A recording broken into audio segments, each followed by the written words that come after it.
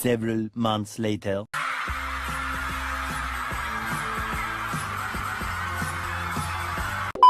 I know it's been a long time. But you guys, research takes time. Good research at that takes time. And maintaining your sanity through said research takes even more time. So, you may be asking, what took you so much time and sanity? Well, women. What did he say?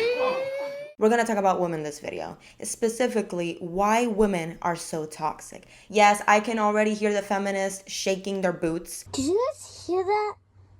I'm scared. But hear me out, there is extensive research behind what I just said. Now, before you generate a single thought, pause and consider that 99% of people live a toxic life or are considered toxic in one way or another. But since I am a woman and a biological woman at that, I can only speak for what I have been through and have seen as a woman. Meaning I can only speak about this topic because I do live the woman experience.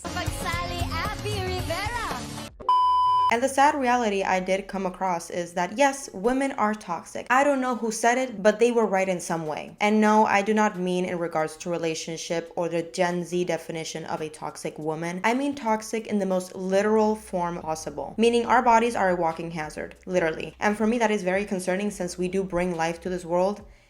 You know, our bodies should not be so toxic. Whether it be physical toxicity through the use of makeup, skincare, cosmetic products in general, cosmetic surgery and touch-ups, intimate products, toxic clothing, contraceptive pills, contraception itself, whether it be mental toxicity, the excess consumption of social media, the strive for attention, the urge to overconsume, especially when it has to do with our looks, beauty standards, and the competition we have between women themselves, which also sadly has to do a lot with the beauty standard and looks. Or it can either be spiritual toxicity. Yes, we are that toxic through the loss of compassion with ourselves and society, the strive to either be a girl boss or a sugar baby, basically the rendering to the money mindset and the abandonment of the caring female heart. And what I'm about to say goes for every single human being in this planet and other planets, we don't know. Boots the house down, mama, yes, God. If we think about it, our body acts as a bridge between our inner world and our outer world. So in essence, if our body is toxic or it's deemed to be toxic in one way or another, both sides of the bridge will eventually be intoxicated or be toxic. One side is our inner world, our mind, our body, our soul, whatever you'd like to call it. And the other side is our interaction and our view with the outer world. And now I might be generalizing here, but frankly, I'm just trying to paint a bigger picture so we can both understand the content of this video and how severe everything I'm gonna say is. But a woman that has had maybe multiple cosmetic surgeries, regularly gets her nails done, hair done, lashes done, basically feeds into the IG Hollywood lifestyle, I can guarantee you this woman is 110% toxic. Not only because her body is full of heavy metals, fluoride, PFAs, microplastics, synthetic hormones, chemicals, dyes, and many more other things, but because she continues to make these life-threatening choices. And in turn, the choice itself to make these decisions every day is what makes this woman mentally and spiritually toxic. Because you're quite literally consciously choosing to harm yourself in the name of looking good for a shorter amount of time. And I'm sorry, if that's not a toxic relationship with yourself, I have no idea what is. She's got a point. And I can guarantee you that this theoretical woman has at least been or considered herself to have been in at least one toxic relationship, because guess what? You attract what you are in every which way. If you're toxic, you're gonna attract toxic, and together you're gonna be toxic. Now, what we're not gonna do is blame, okay? No ma'am. No ma'am. Because there is no doubt that there has been and there's still an attack on women in many ways, but specifically when it comes to economics. They've literally been the target to move the economy by basically giving them the crown and empowerment to become and strive to become over-consuming queens. Through extensive brainwash and propaganda, of course. And if you do not believe this is the case, then tell me why. Tell me why. Women drive 70% of consumer spending globally. Yes, ma'am. Now, a little disclaimer before we start. This is not an attack on women whatsoever. I do not condone attacking anybody, frankly. This is more of a tough love reality check / warning for women and humanity itself. Because whether it be past videos, this video, and upcoming videos, I only speak on things I truly care about and are relevant to the well-being of all in this planet and others. Y'all, I do believe in aliens, and what about it? But before we start, I want to thank you for sharing your time with me and for being open to questioning reality with me. Gracias.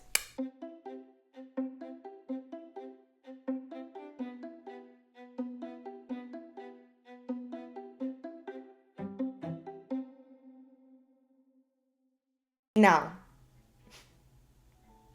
I know somebody's not gonna like what I'm gonna say, but it must be said. Now, it is 100% true that women live a more toxic life than men. Somebody had to say it, okay? This video right here, jail time. And if you disagree, just take, for instance, one multi-billion-dollar industry that's only driven or mostly driven by women. That is the beauty industry.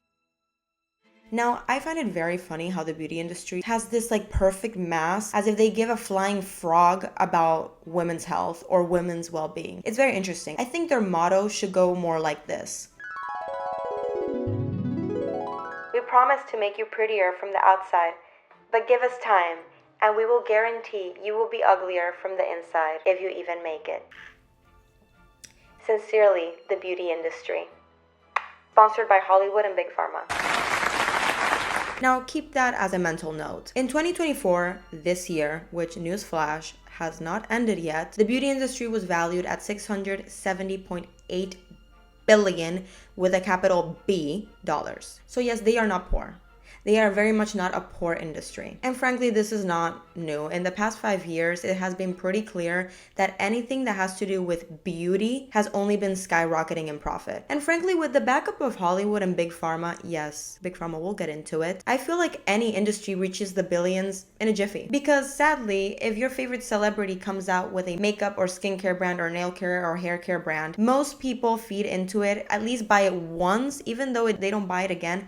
They've purchased it once. And now with skincare, if any known doctor comes out with a skincare line, forget about it. They can probably retire from doing their job because they're just gonna make much more profit from that product. Because the reality is that the beauty industry isn't as beautiful as we think, and it can frankly care less for its consumers, especially women. Because if that wasn't the case, then chemicals like asbestos, methylene glycol, titanium dioxide, BPAs, and phthalates, to just name a few, wouldn't be found in our makeup. And just so you know, all of these have been linked to memory loss, cancer, infertility, and even death. Oh my God. Yeah. And our foundation still costs $50. Pardon me? No. I said no. You can kill all that right now. Like at this moment, stop. There's literally a whole ass disease that exists due to exposure to asbestos. It's called mesothelioma, if you didn't know, and it was very common in mostly men that worked with industrial products, but in the past 50 years, the cases in women has only increased. But then I asked myself, why is it found in makeup if it's so hazardous? Now, to make a very long story extremely short, we have to go back to J&J, meaning Johnson & Johnson. See, in order to extract talc from earth, since it is a mineral, you need to dig it up, obviously. But the thing with talc and asbestos is that they grow together. They are besties, okay? If you want talc, you're gonna get asbestos. And if for some reason you want asbestos, you're gonna get talc. So essentially what J&J did was normalize the use of talc in everyday products. The girly powder is baby powder. That's worse. It smells nice. Try some. No, ma'am. And in turn, normalizing having asbestos in everyday products. Allegedly, of course, because they still to this day deny they have or had asbestos in their baby product because it was discontinued in 2023. But something that I found very interesting through my research of Johnson & Johnson, they've done a lot of sketchy things. But in regards to talc, even though they had denied having asbestos in their talc, why did they find the need to fund an experiment on prisoners to see the effects of asbestos in humans? Like first of all, what do prisoners have to do with baby products? And I'm sorry, you said you didn't have asbestos, so why are you trying to find the side effects of asbestos exposure in humans?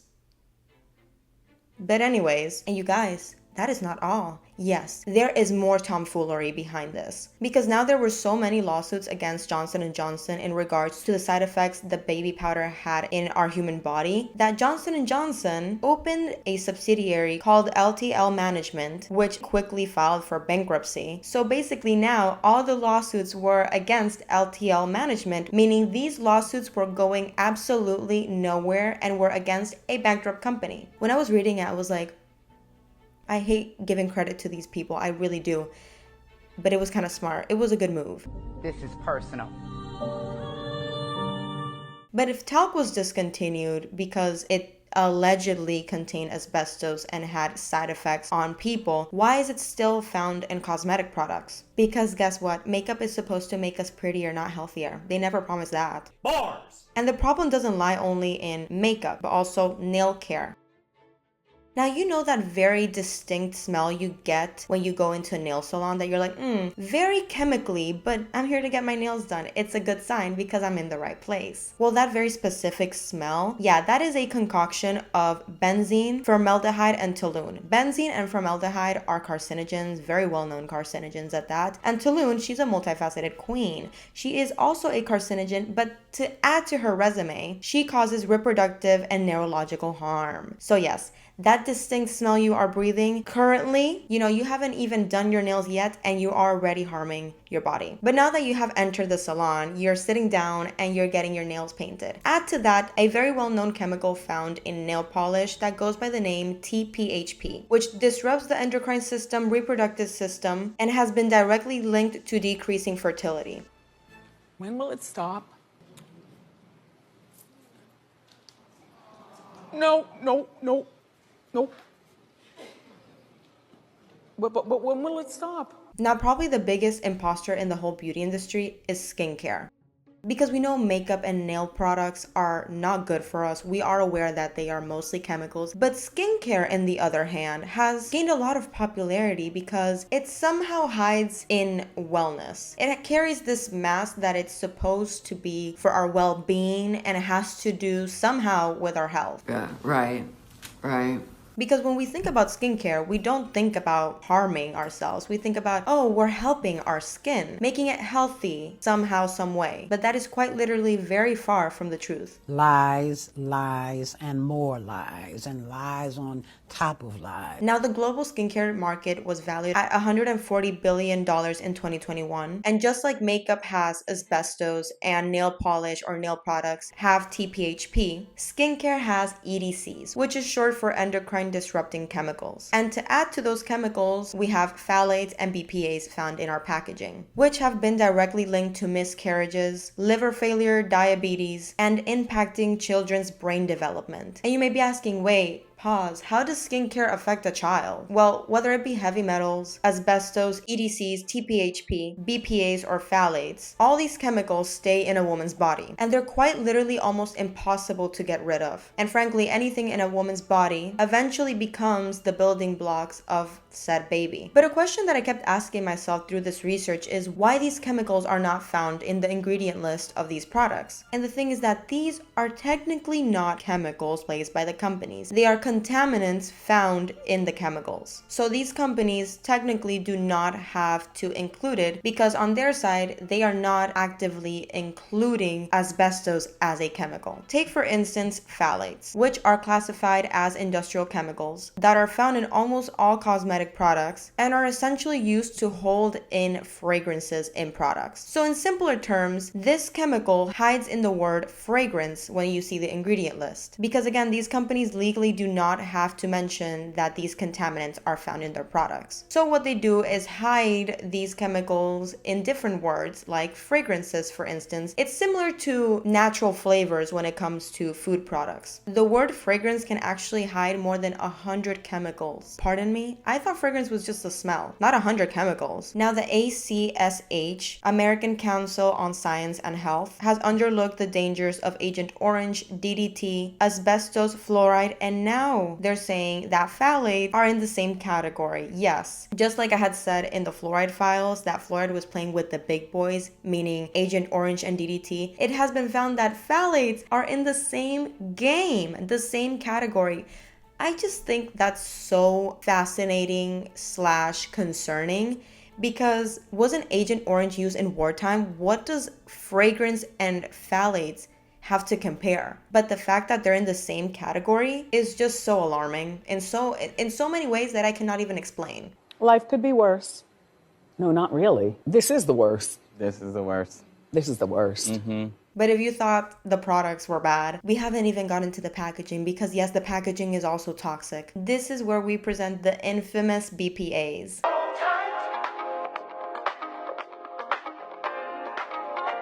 BPAs are mostly found in packaging, and there's even some states like California that have banned the use of BPA due to their severe links to extreme hormonal imbalance causing infertility and loss of menstrual cycle and even cancer. So I would say they're not safe. I'm gonna control myself right now. And it is a very common thing now that most people are aware that BPAs are toxic. You can even see in the grocery store that most products state that they are BPA free. But the thing is that they're still in plastic and they still have a similar packaging to when they use BPA.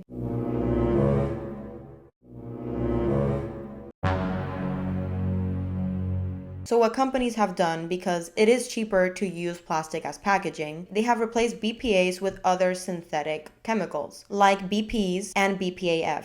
Hold up. Which sounds very similar to BPA, huh? Yes, because they are sisters. They are sister compounds. Oh shit, here we go again. And these compounds are either equally or worse than BPA. Honestly, can we not catch a break?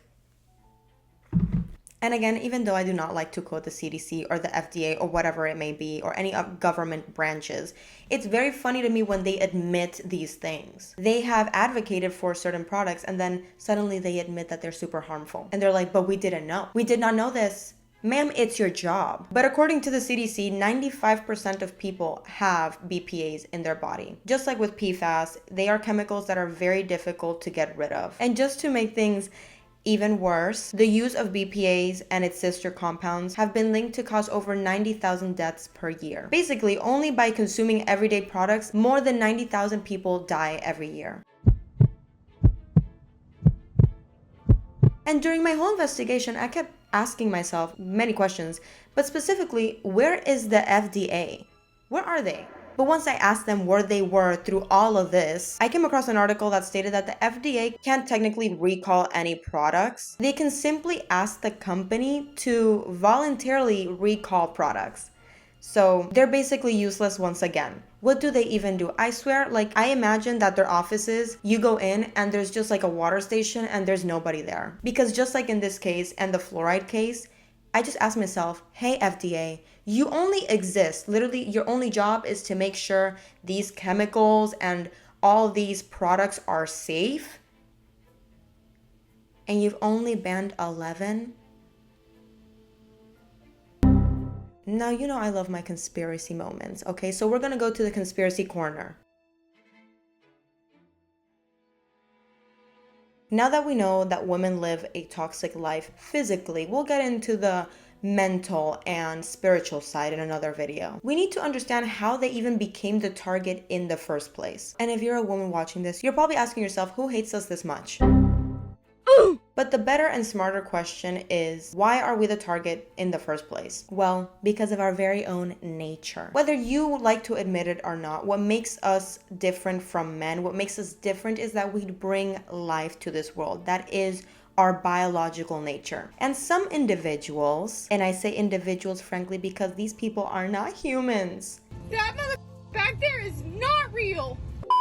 They no longer strive for control. I'm trying to be very descriptive and non-descriptive at the same time, so I'm very sorry, but it's for a reason. But these individuals no longer strive for wealth. They rather strive for, como se dice, control. Population control, to be specific. But this is the thing. Even though they're quite powerful in one way, they're not as powerful to control so many people. So what they do is constantly strive to reduce the world's population, so it can be easier for them to control. So now let's zoom out a little bit more. This is where women come in. Because guess what? Who's responsible for populating the world? Women, of course. So we can say in shorter terms, women are the true enemy of the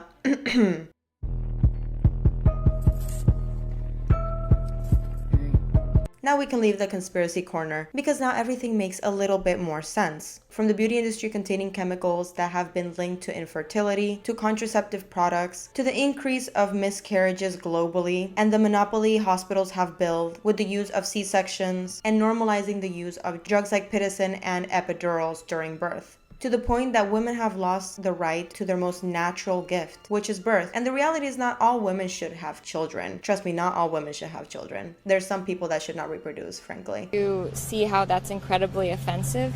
Yes, I do. That's why I said it. But whether you want children or you don't, it is your right as a woman. And once again, I might be generalizing, but there's no doubt that this is the case for the majority of women in the world. And if this wasn't the case, then why are places like Sephora, Ulta, Bath & Body Works, etc. still open? Why have cosmetic surgeries and touch-ups only gained more popularity? Why have women become the largest consumers of fast fashion? Why have women become less fertile? And why have women lost the empowerment to be a woman, to honor their nature? Whether you want to be a stay-at-home mom or want to follow your career, you have a natural gift as a woman. But if you are a woman and you made it to the end, I congratulate you. And I hope you understand how essential you are to this world and how your health alone is the biggest weapon. And if you're a man watching this, kudos to you. I congratulate you. But yes, I hope you gained some insight into the toxic life of a woman. And with that said, this conversation has come to a close. Again, thank you for sharing your time with me and for being open to questioning reality with me. So take this information with a little grain of salt, paprika, and pepper and make a beautiful plate out of it, okay? Much love to you and your real ones. Hasta la próxima.